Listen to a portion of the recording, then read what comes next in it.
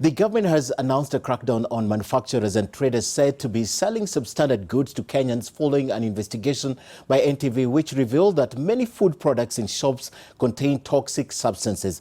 Agriculture Cabinet Secretary Munya Kiunjuri and his trade and industry counterpart Peter Munya told Parliament that investigations into the matter have begun. The two CSs were put to task by the MPs of the influx of counterfeit and contraband goods in the country. NTV's Silas Apollo with the details from Parliament. The milk prices are now going... The Ministry of Agriculture and that of Trade today said they have renewed the war on counterfeits in what appears as another classic example of the knee-jerk reactions that have become a common practice in government.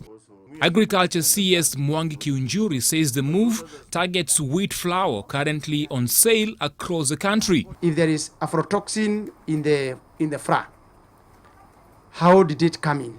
How did this unga get space in the stores?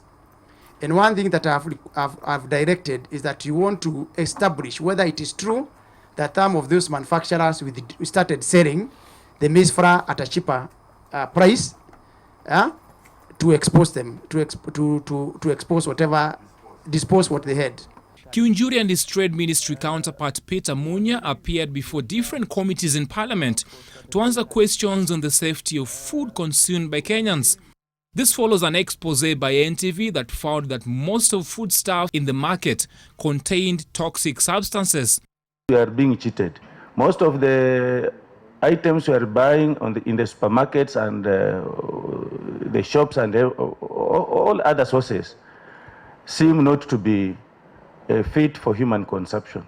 Even honey, it is all sugar, molasses and that kind of thing. We have undertaken reforms within the ministry to make the institutions that are within the ministry better prepared and more effective in dealing with issues of substandards and counterfeits.